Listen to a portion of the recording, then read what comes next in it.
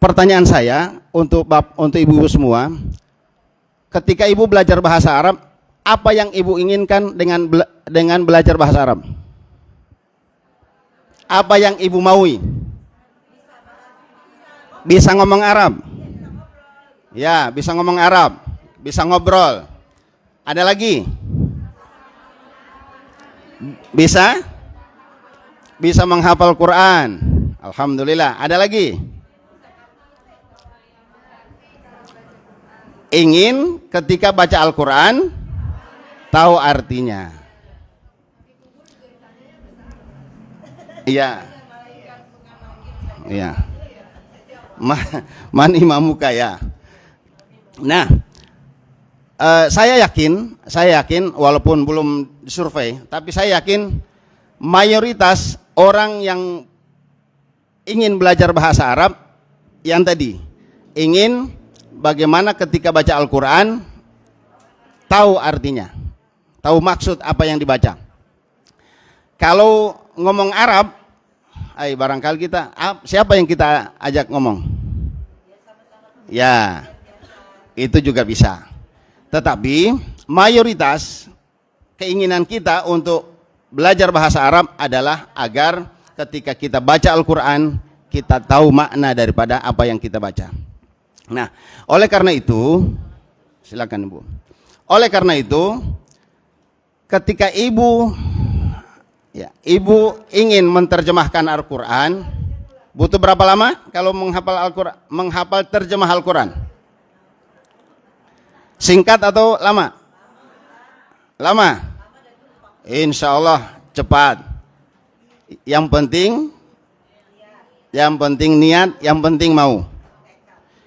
Semudah apapun metode, semudah apapun, kalau tidak ada kemauan untuk belajar, tidak akan bisa. Yang penting mau, walaupun sulit, akan dilaksanakan. Tapi insya Allah, saya kenalkan hari ini adalah metode tamyiz. Inilah yang kemarin baru milad yang ke-13. Ya, baru milad yang ke-13. Ini pusatnya ada di Indramayu, di Bait Tamyiz. Kemarin baru diwisuda kurang lebih ada 60 orang yang diwisuda, kurang lebih belajar 4 bulan atau 5 bulan sudah bisa membaca kitab. Bukan hanya terjemah, tetapi bisa membaca kitab dan menerjemahkan kitab. Terutama yang kemarin ditampilkan itu adalah Fathul Qorib. Nah, itu diterjemahkan oleh anak-anak. Selama ini kita belajar tentang kitab, yang aktif membaca itu adalah kiainya. Ya, yang belajar, yang aktif membacanya adalah kiai. Tetapi sekarang dengan adanya tamyiz ini, maka kiai hanya menyuruh, tolong dibaca halaman sekian, pasal sekian, dibaca, terjemahkan. Kemudian kiainya hanya menjelaskan isi daripada kitab itu. Nah, bagaimana caranya? Atau saya ambil dulu dari dasarnya. Dari mana kita mengatakan bahwa Al-Quran itu mudah? Siapa yang bilang bahwa Al-Quran itu mudah? Allah. Dalam surat apa? Al-Qamar. Di dalam surah Al-Qamar, Allah mengulang ayat yang sama sebanyak 4 kali. Ayat 17, 22, 32 dan ayat 40. Isinya sama. A'udzubillahi minasyaitonirrajim. Wa laqad yassarnal Qur'ana lidzikri fahal mim muddakir. Wa artinya apa? Dan la-nya bukan bukan lam alif. La saja. Sungguh. Qad sungguh. Yassarna telah kami mudahkan. Fi'il madhi. Yassarna telah kami mudahkan. Li bagi Al-Quran az-zikri pelajaran, bisa mengingat, pengingat atau pelajaran. Fa maka hal apakah atau adakah min muddakir. Muddakir itu artinya mempelajari. Nah, sungguh telah kami mudahkan Al-Quran lidzikri sebagai pelajaran, fahal mim muddakir. Tetapi adakah di antara kita yang mempelajari Al-Quran dengan berpandangan, dengan berpikiran bahwa Al-Quran itu mudah. Kadang-kadang kemudahan Al-Quran itu terhapus oleh pandangan kita, oleh anggapan kita, belajar Al-Quran itu susah, maka jadi susah. Al-Quran itu mudah. Tanamkan kepada benak kita bahwa Al-Quran itu mudah dipelajari, mudah dihafal, dan lain-lain sebagainya. Oleh karena itu, ini landasan pertama kita dulu. Bahwa tanamkan pada diri kita bahwa sungguh mudah. Sebab karena Allah sudah menjamin mudah, maka pasti mudah. Yang kedua alasannya, Ar-Rahman allamal Quran.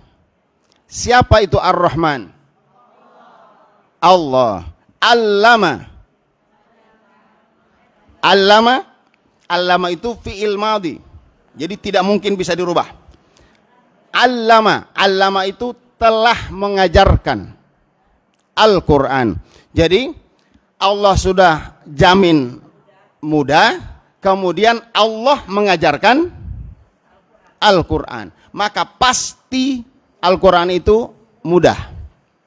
Ini harus kita tanamkan. Kalau tidak, mau sampai kapanpun, kalau kita belajar Quran susah, sampai kapanpun akan susah. Aduh Ustadz, ngafalin surat An-Naba kok susah amat ya? Jadi susah dia. Kita masih berkutat 1 sampai 5, di situ aja. Dalam benak kita harus kita ucapkan, Allah masih senang sama saya untuk mengulang ayat 1 sampai 5. Husnuzan kepada Allah. Karena Allah itu bagaimana sangka kita. Ana inda zonni abdi bi. Kata Allah dalam hadis qudsi, aku tergantung kepada hambaku. Kalau hambaku bilang susah. Kalau hambaku bilang mudah. Itu yang paling penting. Jadi tanamkan itu. Mau belajar Al-Quran, mau terjemahannya, mau tadabur, mau menghafal, tanamkan bahwa Al-Quran itu mudah. Kalau kita masih belum meningkat hafalannya, yakinkan pada diri kita bahwa Allah masih senang kepada kita untuk mengulang surat ini. Maka insya Allah akan dimudahkan oleh Allah. Kalau masih belum bisa juga, apa yang lain? Ini di luar konteks, di luar dari ini saya. Kalau masih susah juga, pertama, perbanyak istighfar. Masih susah juga, kalau kita punya orang tua, punya orang tua, datangi orang tua, ajak ngobrol, kalau perlu bawakan makanan, minta ampun kepada orang tua kita. Insya Allah. Kalau sudah meninggal, doakan. Itu yang perlu kita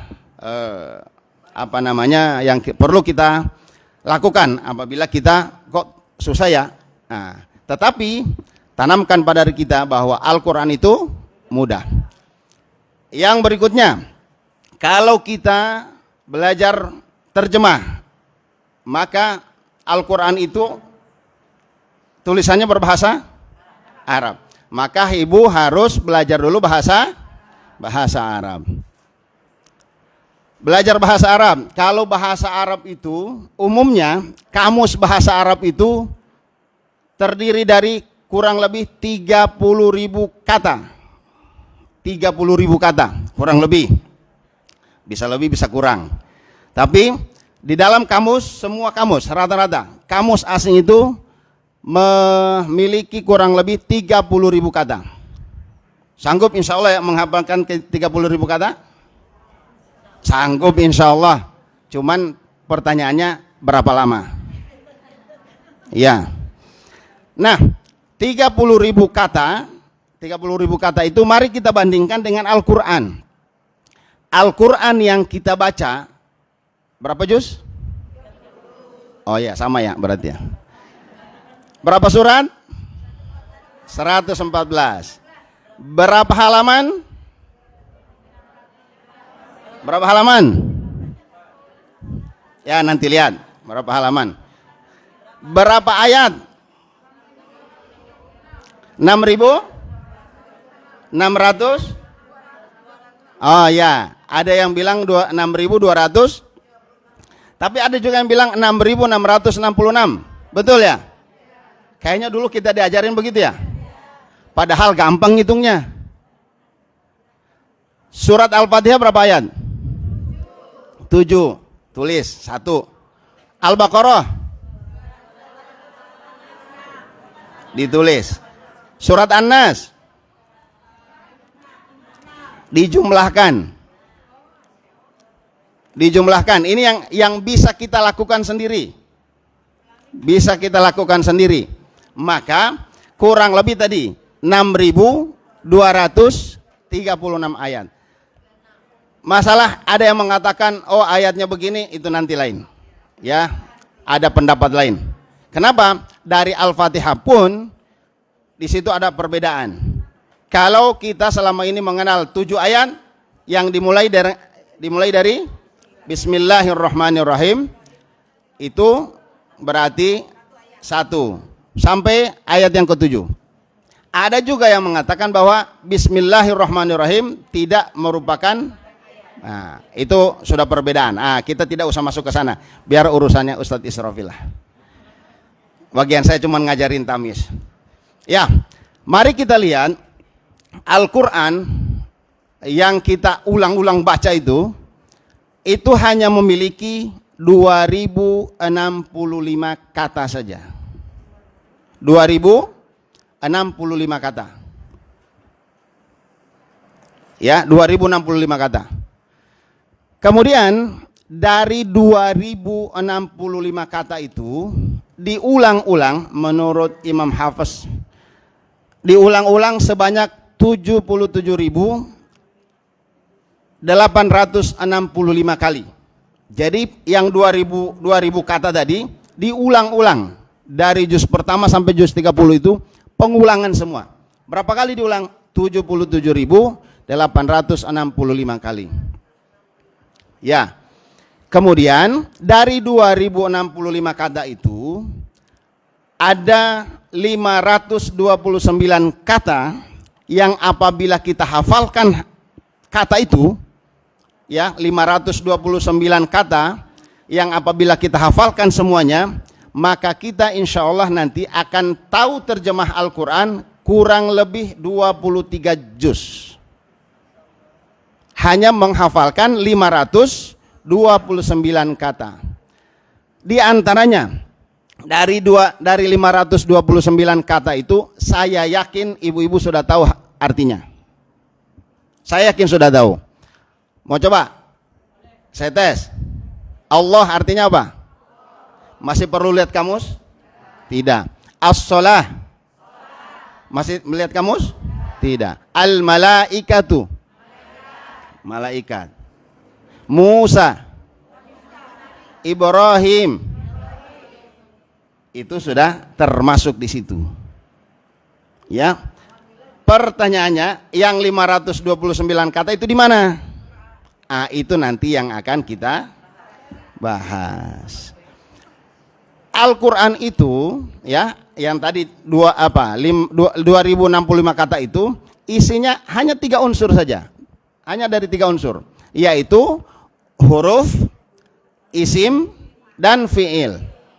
Huruf, apa itu huruf? Huruf atau abjad. Beda, kita bedakan dengan abjad itu tidak bermakna. Tapi kalau huruf, dia bermakna.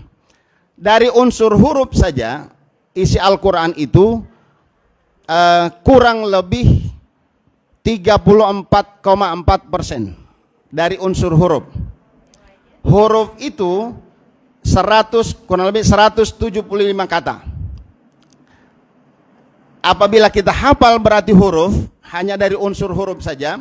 Kalau kita hafal dengan terjemahannya, berarti kita tahu terjemah Al-Quran kurang lebih 34%.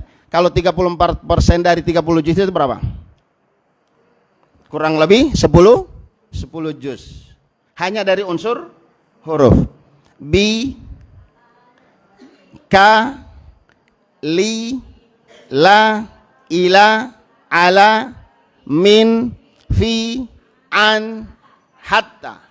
Salah satunya itu. Nah, itu dari unsur huruf. Kemudian isim. Apa itu isim? Isim itu kata benda, nama dia. Fi'il. Fi'il itu kata kerja. Jadi 3 saja. Huruf, isim, fi'il. Nah, itulah yang saya bilang tadi. Kelemahan kita dulu ketika kita belajar bahasa Arab itu sudah diajarkan kalimat, sementara kata belum diajarin. Nah, di metode tamyiz yang pertama dipelajari itu adalah dari unsur huruf dulu. Huruf, isim, dan fi'il. Nah, dari huruf, isim, dan fi'il ini, kemudian cara pengajarannya itu dia menggunakan otak, ya. Kita mensinergikan 3 otak belajar manusia. Apa itu? Otak kiri, otak kanan, dan bukan otak tengah. Kalau kita mengistilahkan bukan otak tengah, tetapi otak alam bawah sadar. Di mana otak alam bawah sadar? Letaknya di sudur. Ya, di sudur.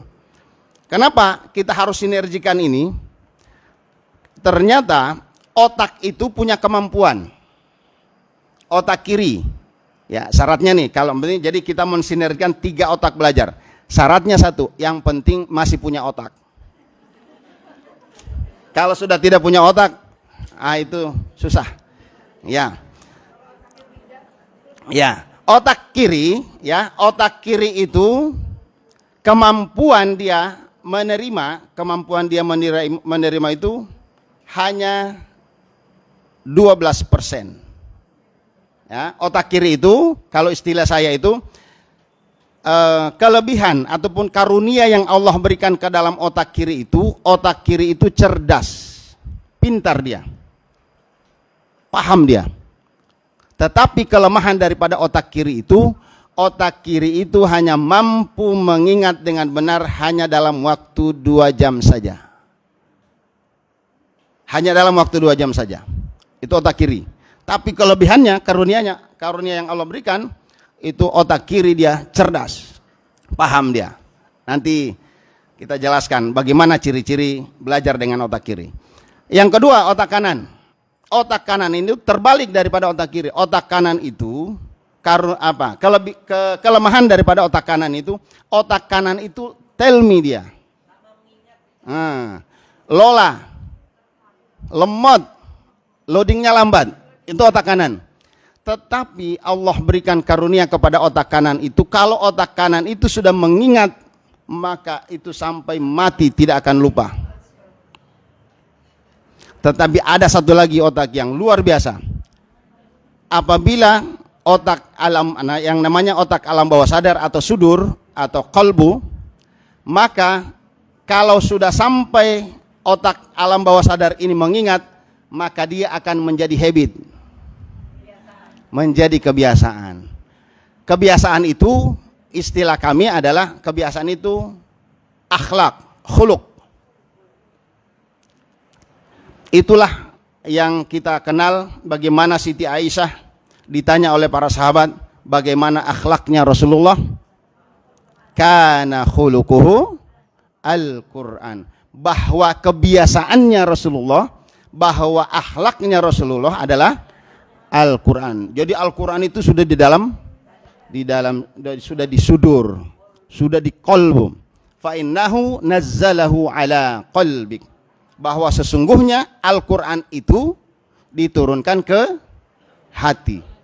Maka ketika belajar Al-Quran harus belajar dengan hati.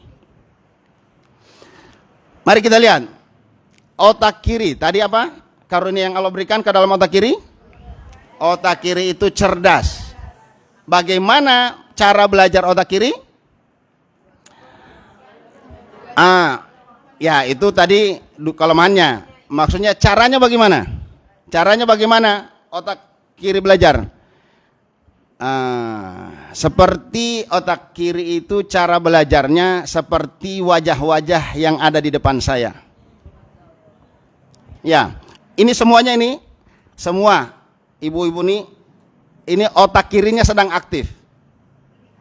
Dari mana tahunya? Dari tadi, saya tahunya dari tadi, ibu-ibu melototin saya. Ya, dari tadi melototin saya. Maka ketika saya tanya, Bu, tadi paham nggak apa yang saya sampaikan? Nah, Ibu dari awal tadi kira-kira ada 10 menit saya bicara, paham tidak apa yang saya sampaikan? Kenapa Ibu paham? Kenapa Ibu paham? Ibu paham karena otak kiri Ibu sedang aktif. Sedang aktif. Tapi lain halnya setelah 2 jam keluar dari sini, tadi Ustadz bilang apa tadi ya? Itu otak kiri. Nah, itu otak kiri, sekali lagi kelemahannya itu. Nah, oleh karena itu bagaimana otak kiri itu agar aktif terus? Maka itulah cara bagaimana guru ataupun siapapun yang mengajar membuat otak kiri daripada yang belajar itu harus aktif. Jangan sampai tanda otak kiri yang tidak aktif biasanya begini.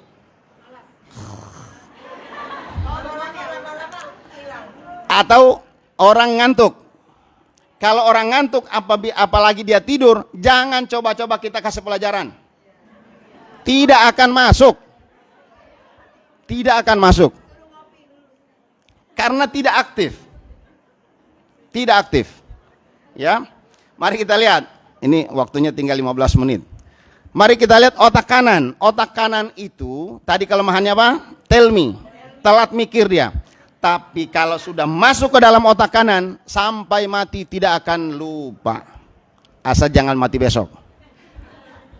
Ya, jadi tidak akan. Bagaimana caranya? Caranya otak kanan belajar itu, 1, harus gembira. Happy dia. Harus bahagia, harus senang. Harus senang. Kalau tidak seperti itu, hanya otak kiri terus, dia akan bosan. Tapi harus padukan antara otak kiri, otak kanan. Bagaimana cara otak belajar? Otak kanan. Tadi gembira, happy, berirama. Berirama. Harus itu. Tidak membosankan. Nah, satu contoh. Kenapa Ibu masih hafal cicak-cicak di dinding? Masih? Ya. Kapan terakhir Ibu menyanyikan itu? Udah lama. Tapi masih hafal kan? Itu artinya sudah ada di dalam otak kiri dan otak kanan.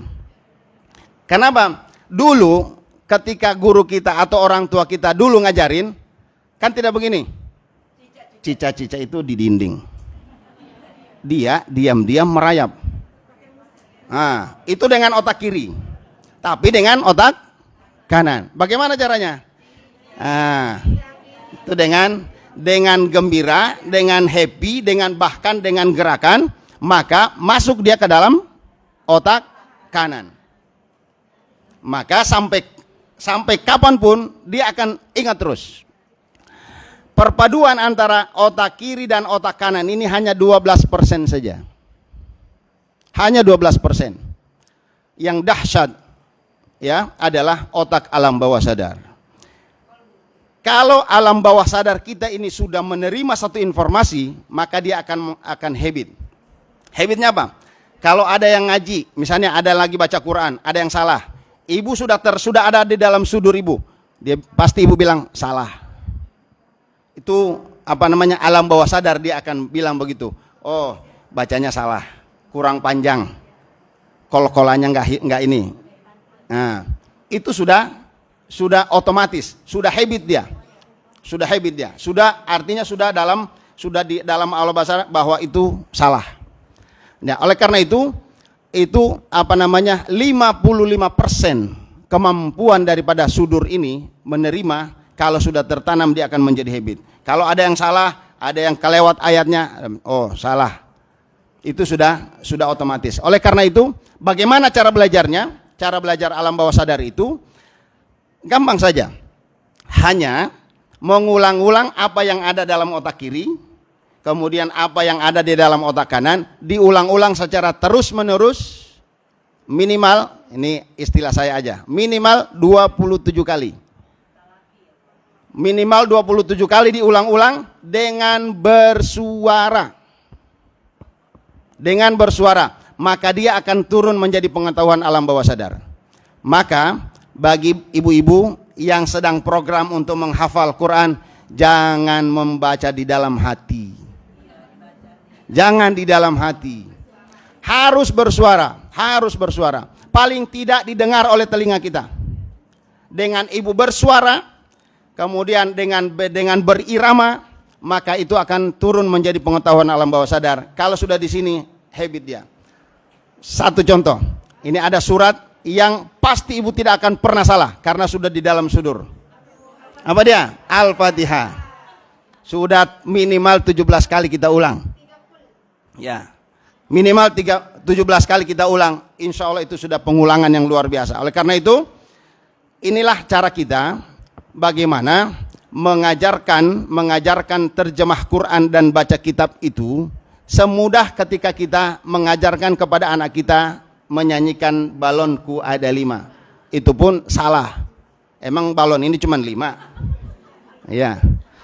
Ya, banyak. Udah ini balonku ada 5, padahal 6. Rupa-rupa warna meletus balon hijau. Nah, padahal hijaunya tidak disebut. Berarti 6 dong. Nah, udah salah lagi. Ya, oleh karena itu semudah itu, jadi dengan cara seperti metode ya, artinya metode yang kita pakai ini, insya Allah kalau tadi kemarin kami di Indramayu itu, insya Allah ini metode tamis ini kemarin sudah diumumkan bahwa ikhtiar bahwa insya Allah cara pengajaran yang selama ini insya Allah pelajaran yang insya Allah mudah untuk bisa diterima oleh siapapun. Yang penting syaratnya cuma 2. Kalau di sini apa nih? Anak kecil saja bisa, yang pernah kecil pasti bisa. Ada Bu nanti. Yang pernah ya, anak kecil saja bisa, yang pernah kecil pasti bisa. Berarti syaratnya pernah kecil. Ya, syaratnya pernah kecil. Yang kedua syaratnya pernah bisa baca Al-Quran.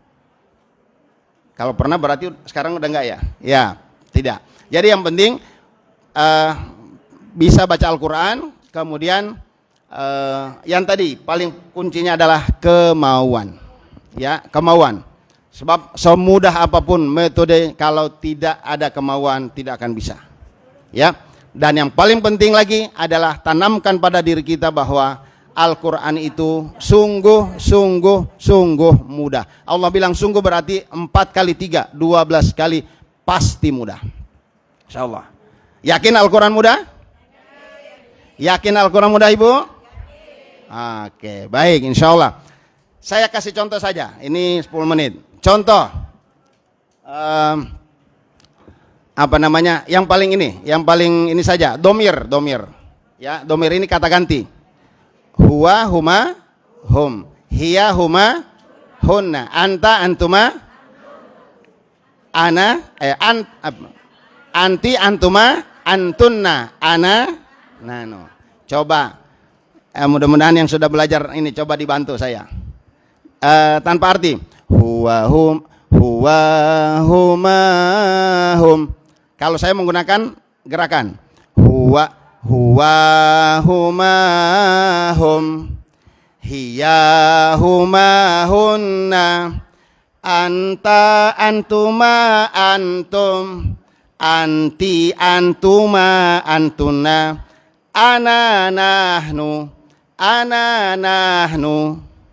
Dengan artinya huwa huma artinya dia, huwa untuk satu lelaki, huma untuk dua lelaki, hum untuk mereka lelaki, hiya huma artinya dia, hiya untuk, huma untuk, hunna untuk mereka, anta antuma artinya kamu, anta untuk, antuma untuk, antum untuk kalian, anti antuma artinya kamu, anti untuk,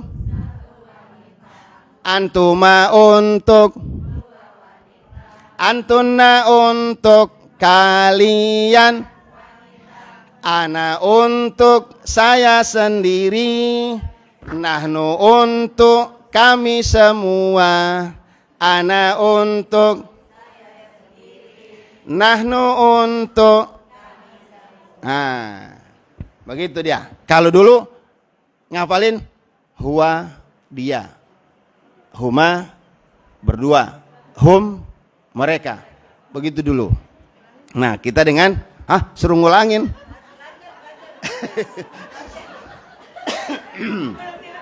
Ya, nanti kita belajar, tenang aja. Ada lagi, saya contoh yang terakhir. Kolom apa? Kalau di itu kolom al-istifham. Ya, nanti bantu ya ibu-ibu ya. Al-istifham. Apakah, ala ingatlah, ayu siapakah, aina di mana, ma apakah, man siapakah, mata kapan, kam berapa, kaifa bagaimana, hal madza apakah, lima kenapa, limadza kenapa, kaifa bagaimana, hal madza apakah, lima kenapa, limadza kenapa. Mudah? Nah, itu perpaduan antara otak kiri dan otak kanan. Ini karena ibu-ibu belum pegang bukunya, makanya masih ngeliatin aja. Tapi insya Allah kalau kita sudah belajar, yang penting hadirkan hati untuk belajar Al-Quran, pasti akan dimudahkan oleh Allah Subhanahu Wa Taala. Oke, baik. Jadi itu saja. Kemudian isim hanya dikenalkan, bagaimana mengenal isim hanya dengan cirinya saja. Kemudian fiil begitu juga. Fiil, coba fiil itu ada 3. Fiil mudhari, fiil amar, sama fiil maudi. Fiil mudhari itu artinya pekerjaan yang sedang atau akan. Fiil amar, fiil perintah. Fiil maudi yang sudah lampau. Ya, itu insya Allah tinggal bersinandung lagi kita. Yaf'alu, yaf'alani, yaf'aluna, taf'alu, taf'alani, yaf'alna, taf'alu, taf'alani, taf'aluna, taf'alina, taf'alani, taf'alna, af'alu, naf'alu. Begitu dia. Ya, insyaallah yang penting hadirkan hati tadi, dan kabar gembira ini terakhir closing statement saya. Insya Allah pendaftar 50 pendaftar pertama gratis buku. 100 pendaftar pertama bukunya gratis, artinya ibu-ibu tidak bayar. Kalau bayar 100.000. Ya, daftarnya ada yang nanya daftarnya kemana? Ke Ibu Ilma, Ibu Susi. Ya, jadi sekali lagi posisi sekarang tadi ada informasi sudah ada 28 orang sudah mendaftar, berarti dia sudah mendapatkan buku gratis. 1. Masih ada. Jadi dari panitia 50 orang, 50 pendaftar pertama. Dari saya 10 orang, berarti 60 orang pendaftar pertama gratis buku. Dari saya 10. Ya, Baik, itu saja karena 5 menit lagi waktu zuhur. Mudah-mudahan ini perkenalan ini akan berkesan pada, tapi jangan merasa puas dulu. Tapi insya Allah, ya. Oh siap, 50. Ya, 50 dari panitia, 10 dari saya, berarti 60. 60 buku yang mendaftar pertama Ibu Ilma. Pendaftar 60 pertama insya Allah gratis buku.